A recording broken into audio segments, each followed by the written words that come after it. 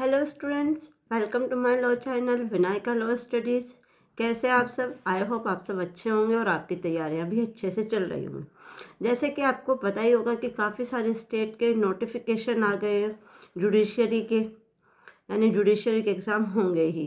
किन किन स्टेट के आए हैं वो मैं आपको एक शॉर्ट वीडियो बना के उसमें बता देंगे कि किन किन स्टेट के नोटिफिकेशन आए हैं कि जिन्होंने जुडिशरी के एग्ज़ाम को नोटिफाई किया है। यहाँ हमारी वीएनएस की सीरीज चल रही है जिसमें हमने वीएनएस का अपना सेक्शन 1, सेक्शन 2, सेक्शन 3 यानी चैप्टर 1 कंप्लीट कर लिया और चैप्टर 2 स्टार्ट कर लिया। चैप्टर 2 में हमने अपना सेक्शन 4 देख लिया था, जिसमें क्या था, जिसमें 6 टाइप की पनिशमेंट बताई हुई थी, जो आपको मैंने बहुत अच्छे से समझा भी दी थी और बता भी दी थी कि वो 6 टाइप की पनिशमेंट कौन सी हैं। आज हम अपना स्टार्ट करने वाले हैं सेक्शन 5 से और ये सीरीज़ आपकी कंटिन्यू चलती रहेगी। ये सब्जेक्ट आपका जब कंप्लीट हो जाएगा तो इसके बाद हम इसका वन शॉट करेंगे और वन शॉट के बाद हम इसके एमसीक्यूज, यानी हम अपना पूरा सिलेबस कंप्लीट करेंगे। एक एक सब्जेक्ट को 100% पे कंप्लीट करेंगे ताकि हमें दोबारा इसको पढ़ने की नीड ना हो। ठीक है, चलिए अब बिना टाइम वेस्ट करते हुए हम अपनी क्लास को स्टार्ट कर लेते हैं। आज हमें अपने स्टार्ट करना है सेक्शन 5, पर सेक्शन 5 से पहले मैंने अभी भी आपसे डिस्कस किया था कि कल हमने सेक्शन 4 तक अपना कंप्लीट कर लेता। सेक्शन 4 में हमारी 6 टाइप पनिशमेंट थी। एक बार इन पनिशमेंट को हम रिवीजन कर लेते हैं क्योंकि देखिए इम्पोर्टेंट पनिशमेंट है।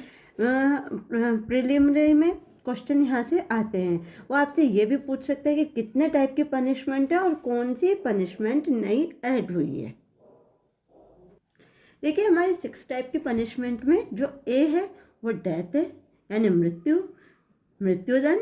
बी हमारी इम्प्रिजनमेंट फॉर लाइफ, यानी आपकी एलआई हो गई, यानी लाइफ इम्प्रिजनमेंट, आजीवन कारावास।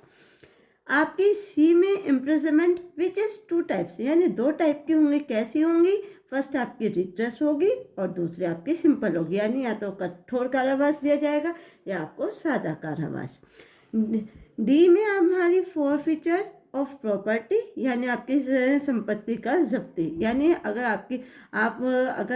आपको ये पनिशमेंट में मिल सकती है कि अगर आप अपने जगह छोड़ के भाग जाते हैं तो आपकी संपत्ति की भी कुर्की गवर्नमेंट करवा सकती है या न्यायालय करा सकता है। ई में आपका फाइन दिया हुआ है, यानी जुर्माना। और एफ जो आप हाईलाइट कीजिए अपनी बुक में, ये कम्युनिटी सर्विस है जो आपकी न्यू ऐड हुई है।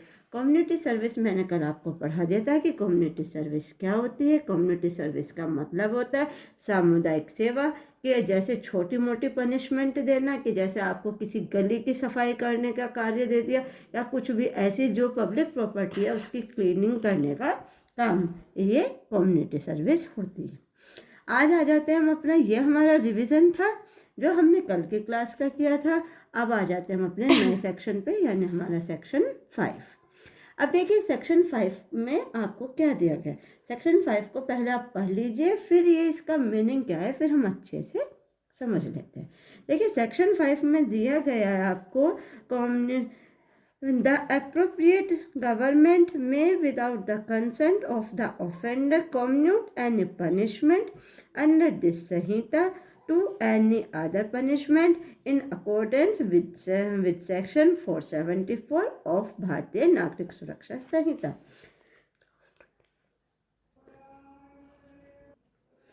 देखिए इसमें मैंने आपको 2 वर्ड आपको हाईलाइट करके दिए, एप्रोप्रिएट गवर्नमेंट और सेक्शन 474 भारतीय नागरिक सुरक्षा संहिता। अब एप्रोप्रिएट गवर्नमेंट यानी हमारी समुचित सरकार होती कौन सी है और इस सेक्शन का मीनिंग क्या है। देखिए इस सेक्शन का अगर हिंदी में मीनिंग देखें तो इसका मीनिंग होता है दंडादेशों का लघुकरण। अब ये लघुकरण क्या होता है? देखिए लघुकरण का मतलब होता है किसी भी सज़ा को कम करना, यानी अभी ये कम कर से की जाती है, वो हम अभी पढ़ेंगे सेक्शन 474 से। एप्रोप्रिएट गवर्नमेंट यानी समुचित सरकार कौन सी होती है? समुचित सरकार का मीनिंग होता है चाहे आपकी सेंट्रल गवर्नमेंट हो या आपकी स्टेट गवर्नमेंट। स्टेट गवर्नमेंट और सेंट्रल गवर्नमेंट को मिला के बन जाता है एप्रोप्रिएट गवर्नमेंट, यानी समुचित सरकार। ठीक है, ये तो मीनिंग हो गया आपका एप्रोप्रिएट गवर्नमेंट का। अब ये जो समुचित सरकार होती है, देखिए ये आपकी सज़ा को कम कर सकती है। कैसे कम कर सकती है? देखिए इसे हिंदी में अगर आपको पढ़ना है, इसे पढ़िए। देखिए दंडादेशों का लघुकरण, यानी अपराधी की सम्मति के बिना जो इन्होंने दिया है, विदाउट कंसेंट ऑफ ऑफेंडर, इसे आप हाईलाइट कीजिए अपने बुक में, विदाउट कंसेंट ऑफ ऑफेंडर। ठीक है, इसको आप यहाँ तक हाईलाइट कीजिए। इसका मतलब क्या होता है? इसका मतलब ये है कि अगर आपको किसी की सज़ा कम करनी है तो उसमें आपको किसी अपराधी की कंसेंट लेने की कोई ज़रूरत नहीं है। गवर्नमेंट अपनी इच्छा से उसकी पनिशमेंट को कम कर सकती है। तो इन्होंने क्या कहा है, इसे पढ़िए, अपराधी की सम्मति के बिना इस संहिता के अधीन किसी दंड का लघुकरण, यानी लघुकरण का मतलब होता है कि उसकी सज़ा को कम करना। अब ये जो सेक्शन है आपका 474 BNSS, ये आपको क्या बताता है? सेक्शन 474 की पनिशमेंट को कम कितना किया जाता है वो आपको बताते हैं। चलिए अब हम इस सेक्शन को पढ़ लेते हैं कि 474 क्या कहता है। देखिए 474 हमें क्या कहता है, ये इम्पोर्टेंट सेक्शन है इसलिए इसको मैंने मार्क करके रखा हुआ है। इस पे आई का साइन लगा हुआ है, यानी ये इम्पोर्टेंट है हमारा BNSS के अंदर। पावर टू कम्यूट सेंटेंस, यानी इसका मतलब क्या होगा, दंडादेश का लघुकरण। अब वो लघुकरण यानी कैसे सेंटेंस को कम किया जाता है, इसका देखिए आप बस 474 का क्लॉज ए देखिए। ए में आपको दिया है a sentence of death for imprisonment for life, यानी जो मृत्यु दंड है, आपका इम्प्रिजन सेंटेंस ऑफ डेथ है, वो किस में कन्वर्ट हो जाएगा, वो आपका इम्प्रिजनमेंट फॉर लाइफ में कन्वर्ट हो जाएगा। यानी अगर आपको डेथ पेनल्टी मिली हुई है, किसी अपराधी को डेथ पेनल्टी मिली है, तो किस में कम हो जाएगी, वो आपके आजीवन कारावास में कम हो जाएगी। बी में आपको क्या दिया है, बी देखिए, a sentence of imprisonment for life, यानी अगर आपको LI दी है तो वो काहे में, imprisonment for them term not less than 7 years, तो वो आपकी 7 साल में कन्वर्ट हो जाएगी। मतलब अगर आपको डेथ पेनल्टी से पनिश किया गया तो आपका LI में हो जाएगा, LI है तो 7 years में हो जाएगी। सी में आए, सी देखिए इसमें दिया a sentence of imprisonment for 7 years, अगर 7 साल की सज़ा है तो उसे कहाँ में कन्वर्ट किया जाएगा, नॉट लेस देन 3 years, यानी 3 साल से कम नहीं। यानी सीधी सीधी भाषा में समझिए कि उसकी सज़ा अगर 7 साल की है तो वो 3 साल में कन्वर्ट हो जाएगी। नेक्स्ट आ जाते हैं डी पे। डी में दिया है a sentence of imprisonment less than 7 years for fine, यानी 7 वर्ष से कम का है तो उस पर क्या हो जाएगा, जुर्माने में आ जाएगा। ठीक है, यानी वो आपका फाइन में कन्वर्ट हो जाएगा। और उसके बाद जो आपका ई पॉइंट है उसमें है rigorous imprisonment for simple imprisonment for any term to which that. अब आपका जो ई पॉइंट है इसमें देखिए हमने देख लिया रिग्रेस इम्प्रिजनमेंट किस में कन्वर्ट हो जाएगी, सिंपल इम्प्रिजनमेंट में, for any term to which that person might have been sentenced, यानी जिस दंडादेश से वह व्यक्ति दंडित किया गया है। ओके, देखिए ये जो हमारा अभी हमने ये जो हमारा 474 है, अगर हम इसे अपने CRP से डील करते हैं, यानी CRPC में कौन सा सेक्शन हुआ करता था, CRPC में ये 433 यानी 433 हुआ करता था। तो अब उससे चेंज होके 474 आ गया। आपने अभी हमारे जो BNS था, BNS में जो हमारा सेक्शन 5 है, कम्यूट ऑफ द सेंटेंस, वहाँ पे दिया है कि दंडादेश का लघुकरण, यानी सज़ा को कम करना। अब कम किस तरीके से किया जाएगा, ये आपको BNS के अकॉर्डिंग करना है। BNS के कौन से सेक्शन के अकॉर्डिंग, 474, क्योंकि 474 वो सेक्शन है जिसमें बताया गया है कि सेंटेंस को कम कैसे किया जाता है। अब एक बार हम इसका रिवीजन अच्छे से कर लेते हैं। आप इसके नोट्स भी बना सकते हैं, अपने कॉपी में इसे राइट डाउन कर सकते हैं कि सेंटेंस को कैसे कम किया जाता है। देखिए अगर हमें डेथ पेनल्टी है वो हमारी LI में कन्वर्ट हो जाएगी, LI है वो 7 years में कन्वर्ट हो जाएगी। अगर 7 years की पनिशमेंट है, यानी किसी व्यक्ति को 7 साल की सज़ा दी गई है, तो किस में कन्वर्ट हो जाएगी, 3 इयर्स में। और अगर 7 साल से कम की सज़ा दी गई है, यानी अगर 7 वर्ष है तो वो तो 3 इयर्स में कन्वर्ट हो जाएगी, और 7 से कम दी गई है तो वो किस में कन्वर्ट होगी, फॉर फाइन। इसमें दिया हुआ है डी में, आप लास्ट में देखिए फॉर फाइन दिया हुआ है। आप इसी तरह करके अपनी टेबल बना सकते हैं। अब आ जाता है जो ई पॉइंट है, इम्पोर्टेंट है। देखिए अगर किसी को रिग्रेस इम्प्रिजनमेंट दी गई, यानी कठिन कारावास दिया गया, अब कठिन कारावास को कैसे कम करेंगे, उसको सिंपल इम्प्रिजनमेंट से कम कर देंगे। तो ये होती है सेंटेंस को कम करना, जो हमारा सेक्शन 5 BNS का बताता है।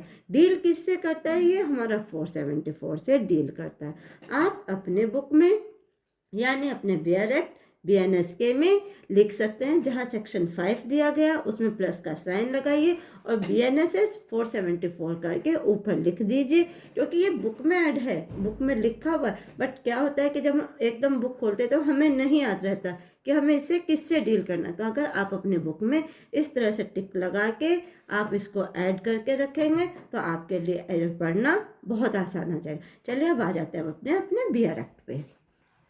अब हमने सेक्शन 5 अच्छे से समझ लिया है कि अप्रोप्रिएट गवर्नमेंट क्या है और सेक्शन 474 क्या है, जिसके अंदर सजा को कम किया जा सकता है। अब इसके एक्सप्लेनेशन देखिए, ये इंपॉर्टेंट है, एक्सप्लेनेशन को आप इसकी पढ़ लीजिए। एक्सप्लेनेशन में आपको दिया है, for the purpose of this section the experience appropriate government means, यानी ये सिर्फ इसमें आपको ये बताना चाहते हैं कि अप्रोप्रिएट गवर्नमेंट का मीनिंग क्या होगा।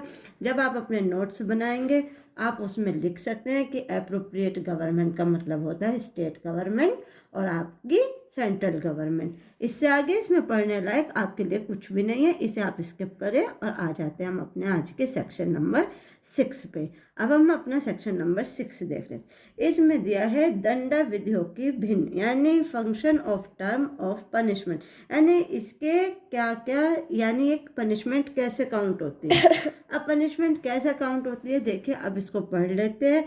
इन calculating function of term of punishment imprisonment for life shall be revoked and as equivalent to imprisonment for 20 years less than otherwise provide। यानी इसमें आपको क्या बताना चाहते हैं, देखिए इसमें सीधी सीधी सिर्फ एक ही बात है। आप इसमें जो आपकी punishment of imprisonment for life है इसको यहाँ तक हाईलाइट कीजिए और उसके बाद आप अपना imprisonment for 20 years less imprisonment for 20 years, बस यहाँ तक इसको हाईलाइट कीजिए।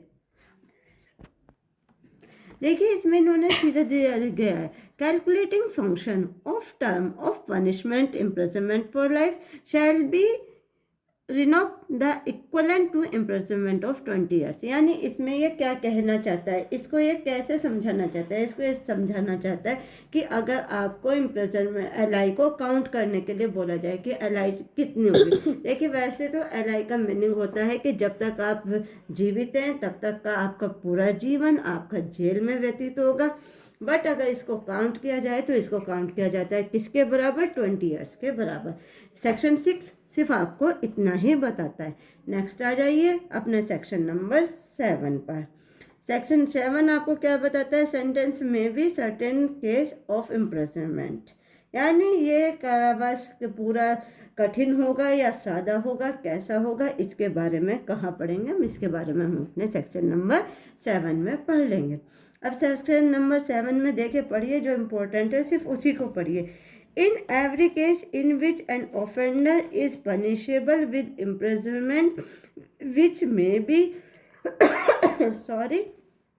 of either description, it shall be component to the court which sentence such offender to direct in the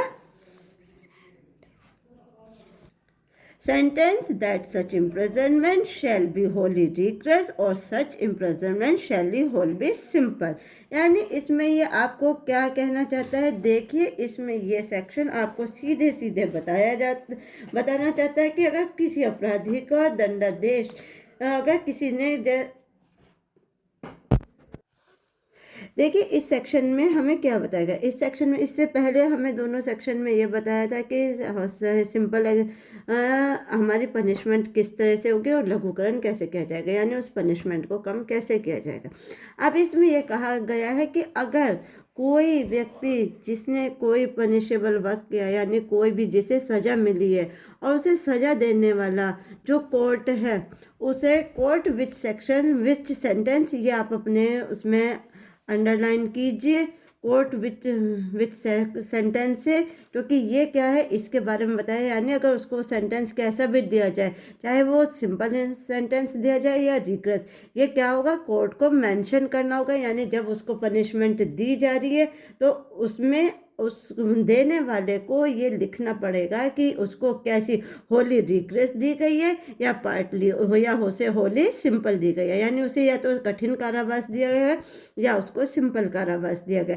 यानी अगर जब किसी एक व्यक्ति को जो अक्यूज्ड है उसे कोई सेंटेंस दिया जाता है तो सेंटेंस जो देता है, यानी जो हमारा न्यायाधीश है, हमारा जज है, जब वो सेंटेंस देता है तो उसे ये लिखना होगा कि इस बंदे को किस तरह का सेंटेंस दिया जा रहा है, उसे रिग्रेस इम्प्रिजनमेंट दी जा रही है या सिंपल दी जा रही है और क्यों दी जा रही है, ये उसको मेंशन करना पड़ेगा। यानी आई होप सेक्शन 7 आपको अच्छे से समझ आ गया हो। चलिए आ जाते हैं आज के हम अपने सेक्शन नंबर 8 पर। सेक्शन नंबर 8 हमारा इम्पोर्टेंट सेक्शन है। सेक्शन नंबर 8 किसके बारे में बात करता है, सेक्शन नंबर 8 बात करता है, देखिए इन्होंने कहा अमाउंट ऑफ फाइन, लाइबिलिटी और default of payment for fine, यानी जुर्माने की रकम, जुर्माना आदि देने में व्यतिक्रम होने पर दायित्व। यानी इसका काम क्या है सेक्शन 8 का। सेक्शन 8 के बारे में पढ़िए, where no sum is express to which a fine को अपने में आप हाईलाइट कीजिए, मे एक्सटेंड, अ फाइन से may extend the amount of fine or to which the offender is liable is unlimited but shall not be excessive. यानी इसका ये क्या कहना चाहते हैं, इसमें देखिए इसमें इन्होंने सीधे सीधे कहा कि इसमें अगर आपके जहाँ कोई राशि, यानी अगर कोई ऐसा अपराध है कि उसके लिए जुर्माने की कोई रकम फिक्स नहीं की गई, यानी उसमें नहीं बताया गया है कि कितनी देनी है, तो उसमें क्या है, वह असीमित तो हो सकती है, यानी अनलिमिटेड हो सकते हैं बट नॉट एक्सेसिव। इसे दोनों अनलिमिटेड और एक्सेसिव दोनों वर्ड्स को अपने बुक में हाईलाइट कीजिए। इसका मतलब यह है कि यानी वो जुर्माना अनलिमिटेड तो हो सकता है कि यानी जैसा उसने क्राइम किया है उसके हिसाब से जुर्माना होगा, बट वो इतना ज़्यादा अधिक नहीं होगा कि वो सामने वाला उसे पे ना कर सके। जैसे माने एक इंसान बहुत गरीब है बट उसने गरीबी के चलते हुए कोई अपराध तो किया है, अपराध किया है तो उसे सज़ा भी मिलेगी, सज़ा के तौर पे उसे फ़ाइन की सज़ा मिली है। अभी हम अपने सेक्शन 4 में पढ़ के आए हैं, सज़ा में हमारा फ़ाइन भी होता है, बट फ़ाइन कितना देना है ये यहाँ पे डिस्क्राइब नहीं है, तो उसे क्या है, वो अनलिमिटेड तो हो सकता है, यानी उस पर एक रकम, अनलिमिटेड रकम तो, बट वो कितनी होगी, बट वो उतनी ही होगी जितना वो पे कर सके। यानी अगर उसकी वर्थ 1000 2000 तक ही पे करने की है तो आप उस पर 10,000 या 20,000 का जुर्माना नहीं लगा सकते। वही इसमें का है, अनलिमिटेड है but shall not be excessive, यानी उसे अत्यधिक नहीं होगी, जितनी उसकी वर्थ है उसी हिसाब से उस पर जुर्माना लगाया जाएगा। आई होप आपके समझ में अच्छे से आ गया। नेक्स्ट पॉइंट जो इसमें दिया गया है, किसी अपराध के प्रत्येक मामले, यानी in every case of an offence. अब देखिए इसमें क्या बताया गया है, इसका ए देखिए, ए में दिया है punishable with imprisonment as well as fine in which the offender is sentence to fine whether with the without imprisonment. यानी इसमें ये क्या कहना चाहता है, यानी जो कारावास के साथ साथ जुर्माने से भी दंडनीय है, जिसमें अपराधी कारावास सहित जुर्माने से भी दंड दिया गया। यानी इसमें ये बताया गया आपको कि अगर किसी व्यक्ति को कारावास की सज़ा मिली है और उसे जुर्माने की भी सज़ा मिली है तो उसे क्या करना है, उसे वो जुर्माना भी पे करना होगा। अब इसका सेकंड पॉइंट कहता है punishable with imprisonment or fine or with fine only in which offender is sentences to fine. यानी अगर कारावास और जुर्माना दोनों से दंडनीय है तो अपराधी को जुर्माना भी देना पड़ेगा। यही नहीं कि उसे कारावास और जुर्माना दोनों मिला है और वो कारावास भुगते और वहाँ से चला जाए। नहीं, अगर उसे कारावास और जुर्माना दोनों की ही पनिशमेंट मिली है तो उसे दोनों पनिशमेंट अपनी पूरी करनी होंगी, उसे अपना जुर्माना भी देना पड़ेगा। ठीक है, इसके बाद वह क्या बताता है, इसे ये देखिए बहुत इम्पोर्टेंट है। It shall be component to the court which sentence such offender to direct by sentence death in default, यहाँ से अपने अंडरलाइन कीजिए, ऑफ पेमेंट और fine the offender shall suffer imprisonment for a certain term in विच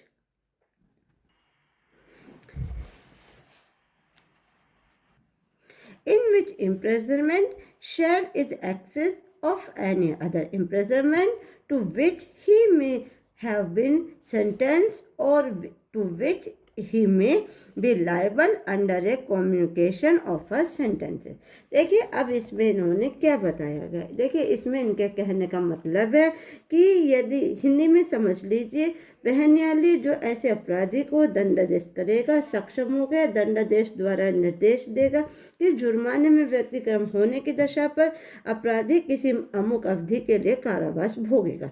देखिए इसमें एक सीधी सीधी बात इन्होंने कही है कि अगर किसी व्यक्ति को दंडादेश मिला है यानी इम्प्रिजनमेंट मिली है, उसे सज़ा मिली, सज़ा के साथ उसे फाइन भी मिला है और वो फाइन नहीं देता, तो वो फाइन ना देने की वजह, व्यतिक्रम का मतलब होता है कि सज़ा को चेंज कर देना, बढ़ा देना।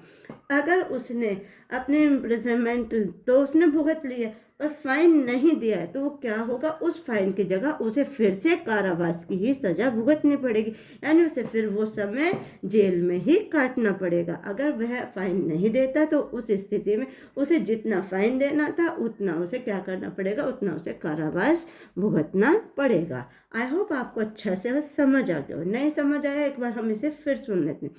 किसी व्यक्ति को सजा हुई है, सजा कैसी हुई है, कारावास और फाइन यानी जुर्माना दोनों लगे हैं। अब उसने क्या हुआ, कारावास तो उसने भुगत लिया बट जुर्माना पे नहीं किया। अब जुर्माना ना पे करने की वजह से अब उसने जुर्माना नहीं दिया तो अब उसका क्या होगा, उसे छोड़ दिया जाएगा? नहीं, उसे छोड़ा नहीं जाएगा, जितना उसे जुर्माना भरना था उतना उसे अब कारावास भुगतना पड़ेगा। अच्छे से अब आपको ये समझ आ गया। आगे आ जाइए इसका 8 का क्लोज 3 पर। 8 का क्लोज 3 हमें क्या बताता है, the term for which the court direct or offender to imprisoned in default of payment of a fine shall not exceed 1/4। ये shall not exceed 1/4 आप अपना अंडरलाइन कर लीजिए क्योंकि ये बहुत इंपॉर्टेंट है। अब इसमें क्या है, इसमें काम बस इतना ही है, आपको इसमें इतना ही पढ़ना है। वैसे मैं आपको इसे पूरा पढ़ के बता देती हूँ। Of the term imprisonment which is the maximum fixed for the offence if the offence be punishable with imprisonment as well as fine. देखिए इसमें इन्होंने क्या कहा है, इसमें कहा है कि यदि अपराधी कारावास के साथ जुर्माने से दंडनीय है तो वह अवधि जिसके लिए जुर्माना देने में व्यतिक्रम होने की दशा में न्यायालय अपराधी को कार्यवाहित करने का निर्देश देता है तो उसकी कितनी सजा भुगतनी होगी, उसकी सजा 1/4 से अलग नहीं होगी। इससे ऊपर हमने ये पढ़ा था कि अगर किसी व्यक्ति को सजा मिली है यानी कारावास भी मिला है और उसे जुर्माना भी देना है, अगर वह जुर्माना नहीं देता तो उसे क्या होगा, उसे उतनी ही सजा भुगतनी पड़ेगी। अब सेक्शन क्लोज 3 में क्या बताया कि सजा कितनी भुगतनी पड़ेगी, सजा उसे 1/4 से ज़्यादा नहीं मिल सकती। अब ये नहीं है कि अगर उसे 2 साल की सज़ा हुई थी और फाइन भी था तो वो अब 2 साल की ही सज़ा भुगतेगा, ऐसा नहीं होता। आपने ऊपर यही पढ़ा था कि अगर सज़ा हुई और फाइन नहीं दिया तो उसे फिर सज़ा भुगतनी पड़े, पर वो सज़ा कितनी भुगतनी पड़ेगी, वो सज़ा उसको 1/4 भुगतनी पड़ेगी। अब 1/4 कैसे, आप देखिए, अगर किसी व्यक्ति को 2 साल की सज़ा हुई है और उसे फाइन भी मिला है, जैसे 5,000 का फाइन मिला, अब 5,000 का फाइन उसने पे नहीं किया बट उसने 2 साल की सज़ा को कंप्लीट कर लिया। अब 2 साल का 1/4 कितना होगा, आप मुझे बताइए, 2 साल का 1/4 कितना होगा? 3 महीना। ठीक है, तो अब उसे कितना फाइन, यानी कि उस फाइन की जगह कितने सज़ा भुगतनी होगी? फाइन की जगह उसे 3 मंथ की सज़ा भुगतनी होगी। आई होप अभी आपको अच्छे से क्लियर हो गया होगा। नेक्स्ट आ जाते हैं अपने पॉइंट नंबर 4 पर। पॉइंट नंबर 4 में दिया गया है the imprisonment which the court impose in default of payment or a fine or in defaultment of community service may be of any description to which is offender might have been sentenced for this offense। अब इसमें देखिए इन्होंने कहा है कि न्यायालय ने अगर जुर्माना देने में व्यतिक्रम होने पर, यानी जुर्माना नहीं दिया, उसमें देरी कर दी, तो उसे क्या होगा? उसे सामुदायिक सेवा यानी आपकी कम्युनिटी सर्विस की सज़ा दी जा सकती है। अब देखिए ऊपर तक क्या था? ऊपर थी कारावास की बात, यानी अगर कारावास मिला है और जुर्माना मिला है तब तो उसे क्या होगा कि जुर्माना न देने पर उसे कारावास की सज़ा भुगतनी होगी। कारावास की सज़ा कितनी भुगतनी है? कारावास की सज़ा जो उसे सज़ा मिली है उसकी 1/4 भुगतनी है। नेक्स्ट जो हमें 4 में बताया कि अगर उसे सिर्फ फाइन से ही पनिशमेंट की दी गई है, यानी फाइन की ही पनिशमेंट दी है। अब फाइन की पनिशमेंट आप अपने इसमें अंडरलाइन कीजिए कि किस चीज़ की पनिशमेंट है? ऑन पेमेंट ऑफ फाइन, यानी अब पेमेंट ऑफ फाइन की थी तो वो काहे में कन्वर्ट हो जाएगी? वो आपकी कम्युनिटी सर्विस में कन्वर्ट हो जाएगी। यानी अगर अब वह व्यक्ति जिस पे फाइन लगा है वह फाइन पे नहीं करता तो उसे किस तरह की सज़ा दी जाएगी? उसे कम्युनिटी सर्विस की सज़ा दी जाएगी। जितने टाइम की दी जाएगी वो उसे क्या करना पड़ेगा? वो उसे सज़ा अपनी पूरी करनी पड़ेगी। मैं आई होप ये चीज़ आपको अच्छे से क्लियर हो गई होगी। ठीक है, कि आपको ये पता लग गया होगा जो इस सेक्शन का मोटिव था, amount of fine, liability in default of payment और फाइन ईटीसी, यानी कैसे जुर्माने की रकम दी जाती है, कैसे कारावास कम किया जाता है, कैसे जुर्माने को भी चेंज किया जा सकता है, यानी सजा कैसे कम की जा सकती है, ये आपको इस सेक्शन ने अच्छे से बता दिया। आई होप आपको ये वाला सेक्शन अच्छे से क्लियर हो गया होगा। अब देखिए आ जाते हैं हम अपने आज का जो हमारा क्लोज 5 है। क्लोज 5 बहुत इम्पोर्टेंट है, इसको थोड़ा सा आराम से पढ़िएगा क्योंकि इसमें से इतने सारे क्वेश्चन बनते हैं जो आपके प्रीलिमिनरी में इम्पोर्टेंट है। अब इसमें क्या बताया? आप सेक्शन इस क्लोज 5 को पढ़िए। If the offence is punishable with fine or community service, इसको आप हाथ के हाथ अंडरलाइन करते चलिए। The imprisonment which the court impose in default of payment of the fine or default of community service shall be simple and the term of which the court direct the offender to be imposed in default of payment of fine or in default of community service none shall not exceed। यानी अगर उसे सजा दी गई है, सादा कारावास दिया गया, कम्युनिटी सर्विस दी गई है, जुर्माना दिया गया, अब वो चीज़ें कैसे चेंज होगी, यानी कितनी चीज़ को कितना कम किया जा सकता है, अब एक की जगह दूसरी सज़ा कैसे दी जा सकती है। अभी तक हमने ये पढ़ा है कि सज़ाएं कैसे चेंज होंगी।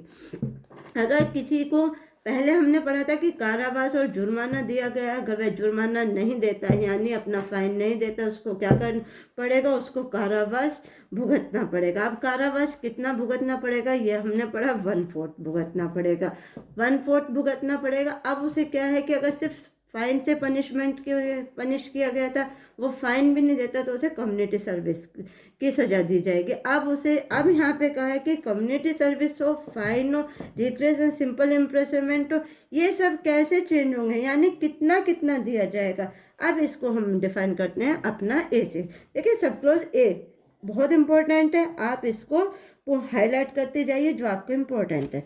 इसमें दिया है 2 month when the amount of the fine does not exceed 5,000 rupees, यानी जब जुर्माने की रकम 5,000 से अधिक की ना हो तब 2 मास से अनधिक अवधि, यानी अगर जो जुर्माने की देखिए अब इसमें 5th में दिया गया है कि सजाएं कैसे चेंज होते हैं, यानी कितनी सजा पर कितना चेंज होगा। अब देखिए इसमें जो ए है इसमें दिया है, देखिए अगर फाइन के अमाउंट के कितना होगा 5000 का होगा तो उसकी सज़ा कितनी होगी आपकी 2 मास यानी 2 महीने से अधिक यानी 2 मंथ तक हो सकती है। यानी अगर जब जुर्माने की रकम 5000 तक की हो तो कितने की सज़ा दी जाएगी, 2 मास से अधिक नहीं होगी। यानी देखिए इसमें सीधा सीधा है कि अगर फाइन का अमाउंट कितना है 5000 और वो 5000 पे नहीं होता तो उसे कितनी इम्प्रिजनमेंट मिलेगी, 2 मंथ की। अब नेक्स्ट इन्होंने बी में दिया है 4 मंथ व्हेन द अमाउंट, इसे आप हाईलाइट कीजिए 4 मंथ को, फिर when the amount of the fine does not exceed कितना 10,000 रुपीज़, यानी अगर 10,000 रुपये तक का जुर्माना है तब सज़ा कितनी होगी उसकी 4 मंथ की होगी। अब सी जो इम्पोर्टेंट है इसमें दिया है इन्होंने 1 ईयर इन अदर केस, यानी अगर जुर्माने की कोई रकम फिक्स नहीं है, सज़ा जुर्माने की रकम ज़्यादा है तो उसे कितनी सज़ा भुगतनी पड़ेगी, उसे सज़ा 1 साल की भुगतनी पड़ेगी। अब आपको ये पूरी सज़ाएं समझ आ गई होंगी, ये सारे क्वेश्चन आपके प्रिलिमिनरी से बनते हैं। ये आपका यहाँ पे क्लॉज 5 कंप्लीट हो जाता है। अब आ जाते हैं इसके क्लॉज नंबर 6 पर। क्लॉज नंबर 6 आपको इसका क्या बताता है वो देख लीजिए। क्लॉज 6 का नहीं, सेक्शन 6 का क्लॉज 6, सॉरी ये हमारा सेक्शन 6 नहीं, गलती से बोले हमने, ये हमारा सेक्शन 8 का क्लॉज 6 का सब क्लॉज ए है। अब ए में इन्होंने क्या बताया, देखिए ए में इन्होंने कहा है the imprisonment which is imposed in default of payment of a fine shall terminate whenever that fine is either paid or lived by process of law। यानी इसमें जुर्माने का व्यतिक्रम होने पर या तो क्या होता है कि अधिरोपित कारावास तब समाप्त हो जाता है जब या तो जुर्माना चुका दिया गया हो या विधि द्वारा उसे उद्गहित कर लिया गया हो। मतलब देखिए अगर किसी एक्यूज ने फाइन जमा नहीं किया तो उसे क्या किया, उसे उठा के कारावास में डाल दिया। अब कारावास में डाल दिया यानी उसने जितना उस पर जुर्माना था उससे कारावास में डाला तो वह आधा भुगत चुका, और उसने जब उसे कारावास में डाल दिया तो आधा अपना जो जुर्माना था यानी जो बचा हुआ था वो उसने क्या करा, वो उसने पे कर दिया। तो अब क्या गए, इस कंडीशन में क्या कर दिया जाएगा, इस कंडीशन में उसे रिलीज कर दिया जाएगा। यानी जब वह जुर्माना अपना आधा पे कर देता है तो उसे क्या कर दिया जाता है, उसे रिलीज कर दिया जाता है। सेकंड बी में क्या बोला है, if before experience of the term of imprisonment fixed in default of payment such a proportion of the fine be paid or lived that the term suffered in default of payment is not less than proportional of the part of the fine still unpaid, the imprisonment shall terminate। यानी इसमें अब इन्होंने क्या कहा है, देखिए अभी ऊपर तो आपको बता दिया गया कि अगर उसने आधी या जुर्माना की जगह सज़ा भुगत ली और फिर जुर्माना दे दिया तो उसे क्या करेगा, उसे लीव कर दिया जाएगा। इसमें क्या कहा इन्होंने, यदि जुर्माने का व्यतिक्रम होने की दशा में नियत की गई कारावास की अवधि, यानी जितना अगर उसने जुर्माना का व्यतिक्रम होने का मतलब मैंने अभी आपको बता दिया था कि जुर्माने को पे ना करना, अगर उसने जुर्माने को पे नहीं किया तो जितनी उसे कारावास की अवधि दी गई है और पूर्व जुर्माने का ऐसा अनुपात चुका दिया या अनुग्रहित कर लिया जिसे देने में व्यतिक्रम होने पर कारावास की अवधि जो भोगी जा चुकी है वह जुर्माना तब तक न चुकाया जाएगा कि भाग के अनुपातिक कारावास समाप्त हो जाए। देखिए इसमें ये क्या कहना चाहता है, इसमें कहना चाहता है कि अगर जुर्माना देने पर देरी हो जाती है और देरी होने पर क्या होता है, उसे कारावास में डाल दिया जाता है। कारावास में डालने के बाद क्या होता है, वो जुर्माना चुका देता है। जुर्माना चुकाने की अवधि में यानी उसने अपना आधा कारावास भुगत लिया, आधा जुर्माना चुका दिया, तो ऐसे में जब उसने वो कारावास की अवधि भुगती है और उसमें जो जुर्माना नहीं चुकाया था अब वो भी चुका दिया है, तो ऐसी दशा में क्या होगा, अब उसको रिलीज कर दिया जाएगा यानी उसके कारावास को समाप्त कर दिया जाएगा। यानी अब उसने पूरी तरीके से जुर्माना चुका दिया, माना जाएगा कि अब उसका फाइन कंप्लीट हो गया। आई होप आपको ये चीज़ अच्छे से समझ आ गई हो। अब इसका लास्ट पॉइंट यानी आपका सब क्लोज 7 आ जाता है। अब सब क्लोज 7 क्या कहता है, या आप बहुत अच्छे से समझिए। इसमें कहता है जुर्माना या उसका कोई भाग, the fine or any part thereof which remains unpaid unpaid को रिमाइन अनपेड अंडरलाइन कीजिए। May be levied at any time within 6 year after the passing of sentencing and if under the sentences the offender be liable of imprisonment of longer period than 6 years then at any time previous of the expiration of that period and the death of the offender does not discharge from the liability any property which would after his death he legal liable for this death। यानी इसका मतलब क्या है, देखिए इसका मतलब देखिए अब इसमें आपको 7 में क्या बताया गया। 7 में बताया कि जुर्माना या उसका कोई भाग जो चुकाया ना गया हो, यानी अगर उसे कोई फाइन दिया गया, फाइन या तो उसने पूरा फाइन नहीं चुकाया या उसका कोई भाग नहीं चुकाया, ऐसे दंडादेश के पश्चात 6 भीतर के किसी भी समय में यानी 6 वर्ष के समय में यदि अपराधी दंडादेश के अधीन 6 वर्ष से अधिक के कारावास से दंडनीय, यानी अगर उसकी सजा 6 साल से अधिक है और वो 6 वर्ष के भीतर भी अपने पूरे फाइन को नहीं चुकाता और उसका अवधि के अवसान पूर्वक किसी समय उद्ग्रहित किया जा सकता है, यानी उसको उसकी सजा किसी भी समय दी जा सकती है। और अपराधी की मृत्यु होना, यानी अगर इस बीच उसकी डेथ हो जाती है, यानी उसे 6 वर्ष की सजा दी गई है और इन 6 वर्षों के भीतर अगर किसी वजह से उसकी सजा दी गई है तो उसकी संपत्ति इस दायित्व से उन्मुक्त नहीं होगी, यानी अगर उसका जुर्माना कंप्लीट नहीं हुआ और वो की मृत्यु हो गई तो उसकी संपत्ति को कुर्क कर उससे जुर्माना लिया जाएगा। यानी देखिए इसमें इन्होंने सीधे सीधे कहा है कि अगर किसी को फाइन की सज़ा मिली है, सज़ा कितनी मिली है, 6 साल से ऊपर की मिली है और 6 साल के अंदर अगर उसने वो जो रकम नहीं चुकाई है और इन केस उसकी डेथ हो जाती है तो वह अपनी इस यानी जो उसकी पे जुर्माना लगा है वह उससे क्या होगा, उससे वह बरी नहीं होगा, उसे वह जुर्माना देना पड़ेगा। चाहे अगर उसकी मृत्यु हो तो वो कैसे देगा, यानी उसकी संपत्ति की कुर्की कर वह जुर्माना लिया जाएगा, यानी उसकी संपत्ति को बेचकर जुर्माने की रकम कोर्ट लेगा। आई होप आपको ये अब अच्छे से समझ आ गया हो, यानी जुर्माना जो फाइन उस पर लगा है, फाइन उसे हर कंडीशन में पे करना होगा। अगर उसकी मृत्यु हो जाती है तो भी उन कंडीशनों में भी उसकी संपत्ति को कुर्क करके जुर्माने को लिया जाएगा। आई होप आपको सेक्शन 8 का क्लोज 7 अब अच्छे से क्लियर हो गया होगा। यहाँ तक आज हमने कौन कौन से सेक्शन देखे, आज हमने सेक्शन 5, सेक्शन 6, सेक्शन 7 और सेक्शन 8 अपना आज कंप्लीट कर लिया है। एक एक चीज़, एक एक पनिशमेंट कैसे कम की जाती है, कब किस पनिशमेंट के बदले कितना फ़ाइन दिया जाता है या कितने फ़ाइन के बाद कितनी पनिशमेंट दी जाती है, ये सब हमने आज इसमें अच्छे से डील कर लिया है, बहुत अच्छे से समझ लिया है। अगर आपका इसके बारे में कोई भी क्वेरी है, आप कोई भी ऐसा क्वेश्चन है जो आप इसमें कोई भी ऐसा डाउट है जो आप क्लियर करना चाहते हैं, आप कमेंट में हमसे पूछ सकते हैं। आपको कमेंट में आपका इसका आंसर मिल जाएगा। यहाँ तक आई होप आपको सेक्शन 1 से सेक्शन 8 तक सारे अच्छे से क्लियर हो गए होंगे। ठीक है, देखिए आज हमने अपना कितने पढ़ाई की है आपको हमने बता दिया। हमने 5 से शुरू किया था और 8 तक कंप्लीट कर लिया। 5 में हमने अप्रोप्रिएट गवर्नमेंट क्या होता है ये समझी थी। 6 में हमने इम्प्रिजनमेंट ऑफ लाइफ कितने काउंट होती है, यानी 20 ईयर्स के इक्वल काउंट होती है। 7 में हमने क्या देखा, 7 में हमने सज़ा का कोई भाग यानी अगर कम या ज़्यादा कैसे किया जाता है ये समझ लिया। 8 आपने पूरा अच्छे से समझ लिया कि सज़ाएं कब कहाँ कैसे कम की जाती हैं, कितना कारावास उसको मिलता है। यानी सेक्शन 5, 6, 7, 8 आज हमारा कंप्लीट हो गया। BNS की सीरीज़ ऐसे ही कंटिन्यू चलती रहेगी।